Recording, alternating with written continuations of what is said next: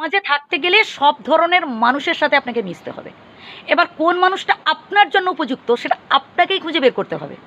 কিছু কিছু মানুষ দেখবেন আপনাকে সুবুদ্ধি দেবে, আপনাকে উস্কে দেবে খারাপ কাজ করতে, আপনাকে বাহবা দেবে। আপনি যে ভুলভাল সিদ্ধান্ত নিচ্ছেন তারা আপনাকে বাহবা দেবে।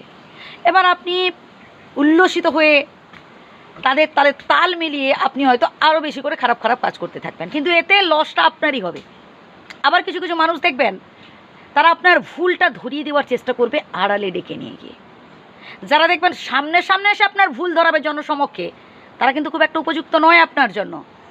যারা দেখবেন আসলে শুভাকাঙ্ক্ষী, তারা এটাই করবে, হয়তো আপনি কোনো কাজে ভুল করেছেন, আপনাকে আড়ালে ডেকে নিয়ে গিয়ে বলবে, বোঝাবে, যাতে আপনার ভবিষ্যৎটা ভালো হয়। এবার আপনি যদি ভুলভাল বোঝেন, আপনি যদি ভাবেন যে না এই মানুষটা আমার ভুল ধরছে, এ আমার ভালো নয়, তাহলে আমি বলবো আপনি বোকামো করছেন। আপনাকেই বুঝে নিতে হবে, বেছে নিতে হবে যে আসলে কোন মানুষটা আমার জন্য উপযুক্ত। বন্ধুবাহু থাকবে, আকাশে যেমন অনেক তারা থাকে অসংখ্য অগুন্তি, ঠিক তেমনি জীবনে বহু বন্ধু আসবে যাবে, কিন্তু আসলে পারফেক্ট বন্ধু বা পারফেক্ট মানুষ কোনজন, কোন মানুষটা আপনার জন্য উপযুক্ত, সেটা আপনাকেই কিন্তু খুঁজে বের করে নিতে হবে। বিপদে পড়লে হতাশ হবেন না, টেনশান করবেন না, যেটা আমরা অনেকেই করে থাকি। আমরা হা হুতাশ করতে থাকি, টেনশান করতে থাকি, কোথায় যাব, কি করব, বিচলিত হয়ে যাই, দিয়ে ভুলভাল সিদ্ধান্ত নিয়ে ফেলি। একদমই এটা করবেন না। যখন কঠিন পরিস্থিতিতে পড়বেন বা যখন বিপদে পড়বেন, নিজেকে স্ট্রং রাখুন এবং শক্তি অর্জন করার চেষ্টা করুন স্বয়ং বিধাতার কাছ থেকে। বিধাতার কাছে প্রার্থনা করুন, বিধাতার কাছে মনের সমস্ত কথাগুলো জানান, কিন্তু এই জনে জনে মানুষের কাছে বলতে যাবেন না।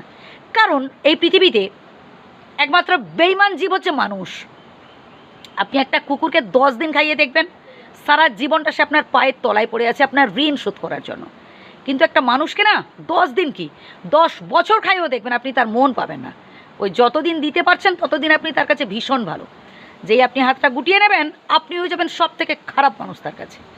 তাই বলে কি আপনি মানুষের উপকার করবেন না? হ্যাঁ, অবশ্যই করবেন, কিন্তু আশা করবেন না যে আজ আমি তোমার উপকার করলাম কারণ পরবর্তীকালে তুমি আমার বিপদে আমার পাশে থাকবে, তাই এটা আশা করবেন না।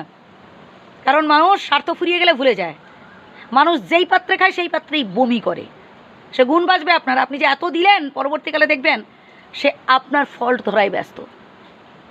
তাই নিজেকে স্ট্রং রাখুন।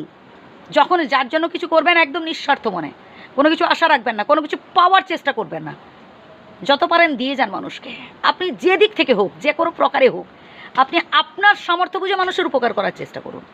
তাতে একটা অন্যরকম আনন্দ কাজ করে মনের মধ্যে, একটা অন্যরকম ফিলিংস আপনি ঠিক অনুভব করতে পারবেন, একটা অন্যরকম একটা উত্তেজনা আসে।